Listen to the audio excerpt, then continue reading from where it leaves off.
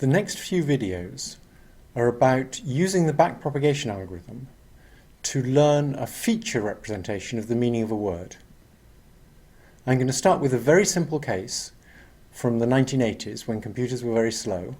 It's a small case, but it illustrates the idea about how you can take some relational information and use the backpropagation algorithm to turn relational information into feature vectors that capture the meanings of words. This diagram shows a simple family tree in which, for example, Christopher and Penelope marry and have children Arthur and Victoria. What we'd like is to train a neural network to understand the information in this family tree. We've also given it another family tree of Italian people, which has pretty much the same structure as the English tree. And perhaps when it tries to learn both sets of facts, the neural net is going to be able to take advantage of that analogy. The information in these family trees can be expressed as a set of propositions if we make up names for the relationships depicted by the trees. So we're going to use the relationships son, daughter, nephew, niece, father, mother, uncle, aunt, brother, sister, and husband, wife. And using those relationships, we can write down a set of triples, such as Colin has father James, Colin has mother Victoria, and James has wife Victoria. And in the nice simple families depicted in the diagram, the third proposition follows from the previous two. Similarly, the third proposition in the next set follows from the previous two. So the relational learning task, that is, the task of learning the information in those family trees, can be viewed as figuring out the regularities in a large set of triples that express the information in those trees. Now, the obvious way to express the regularities is as symbolic rules. For example, X has mother Y and Y has husband Z implies X has father Z. We could search for such rules, but this would involve a search through quite a large space, a combinatorially large space, of discrete possibilities. A very different way to try and capture the same information is to use a neural network that searches through a continuous space of real-valued weights to try and capture the information. And the way it's going to do that is we're going to say it's captured the information if it can predict the third term in a triple from the first two terms. So at the bottom of this diagram here, we're going to put in a person and a relationship, and the information is going to flow forwards through this neural network, and what we're going to try and get out of the neural network after it's learned is the person who's related to the first person by that relationship. The architecture of this net was designed by hand. That is, I decided how many layers it should have, and I also decided where to put bottlenecks to force it to learn interesting representations. So what we do is we encode the information in a neutral way. There are 24 possible people, so the block at the bottom of the diagram that says local encoding of person 1 has 24 neurons, and exactly one of those will be turned on for each training case. Similarly, there are 12 relationships, and exactly one of the relationship units will be turned on. And then for a relationship that has a unique answer, we would like one of the 24 people at the top, one of the 24 output people, to turn on to represent the answer. By using a representation in which exactly one of the neurons is on, we don't accidentally give the network any similarities between people. All pairs of people are equally dissimilar. So we're not cheating by giving the network information about who's like who.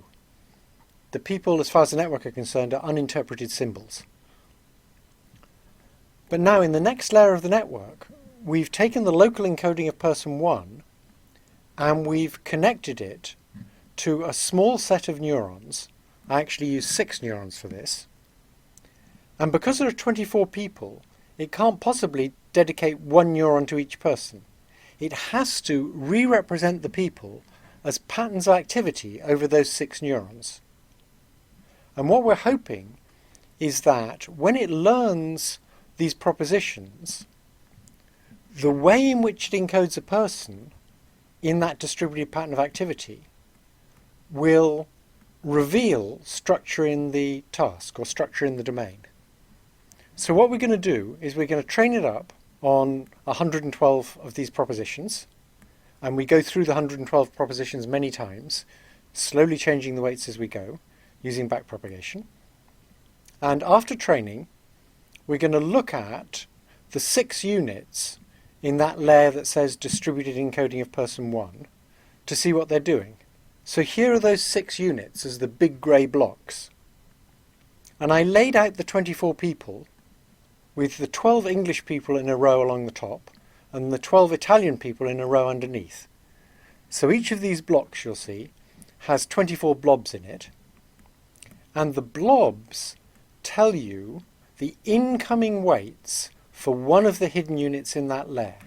So going back to the previous slide, if you look at that layer that says distributed encoding of person 1, there are 6 neurons there, and we're looking at the incoming weights of each of those 6 neurons. If you look at the big grey rectangle on the top right, you'll see an interesting structure to the weights. The weights along the top that come from English people are all positive, and the weights along the bottom are all negative. That means this unit tells you whether the input person is English or Italian. We never gave it that information explicitly, but obviously it's useful information to have in this very simple world, because in the family trees that we're learning about, if the input person is English, the output person is always English. And so just knowing that someone's English already allows you to predict one bit of information about the output, which is equivalent to saying it halves the number of possibilities. If you look at the grey blob immediately below that, the second one down on the right, you'll see that it has 4 big positive weights at the beginning. Those correspond to Christopher and Andrew, or their Italian equivalents. Then it has some smaller weights. Then it has 2 big negative weights that correspond to Colin, or his Italian equivalent. Then there's 4 more big positive weights, corresponding to Penelope or Christina, or their Italian equivalents.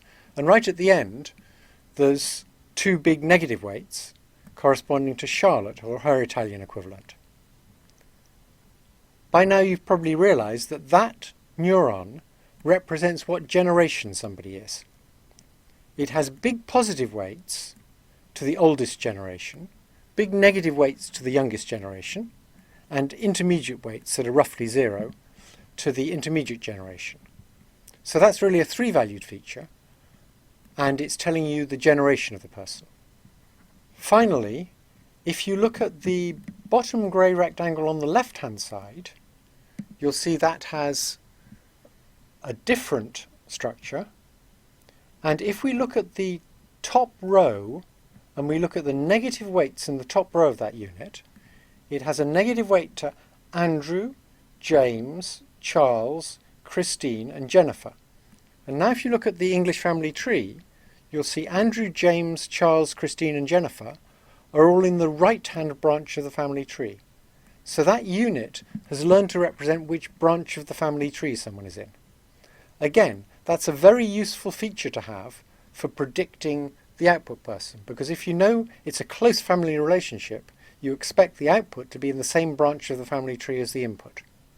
So the networks in the bottleneck have learned to represent features of people that are useful for predicting the answer. And notice we didn't tell it anything about what features to use. We never mentioned things like nationality or branch of family tree or generation. It figured out that those are good features for expressing the regularity in this domain. Of course, those features are only useful if the other bottlenecks, the one for relationships and the one near the top of the network before the output person, use similar representations. And the central layer is able to say how the features of the input person and the features of the relationship predict the features of the output person.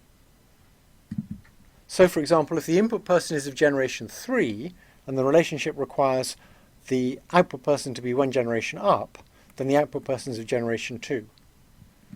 But notice, to capture that rule, you have to extract appropriate features at the first hidden layer and the last hidden layer of the network, and you have to make the units in the middle relate those features correctly. Another way to see that the network works is to train it on all but a few of the triples and see if it can complete those triples correctly. So does it generalize? So there's 112 triples, and I trained it on 108 of them and tested it on the remaining 4. I did that several times, and it got either 2 or 3 of those right. That's not so bad for a 24-way choice.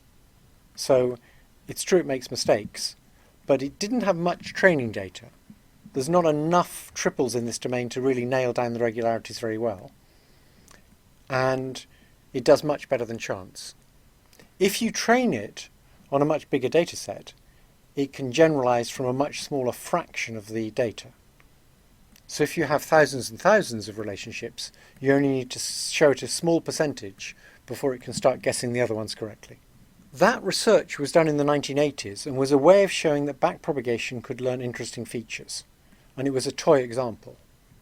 Now we have much bigger computers and we have databases of millions of relational facts, many of which are of the form A, R, B. A has relationship R to B.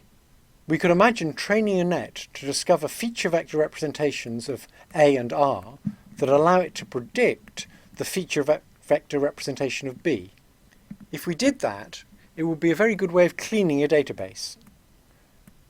It wouldn't necessarily be able to make perfect predictions, but it could find things in the database that it thought were highly implausible.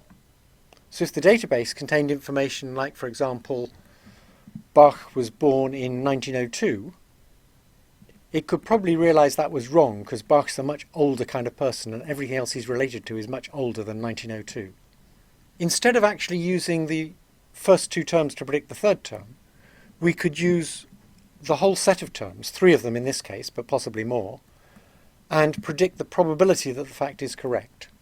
To train a net to do that, we'd need examples of a whole bunch of correct facts, and we'd ask it to give a high output. We'd also need a good source of incorrect facts, and we'd ask it to give a low output when we told it something that was false.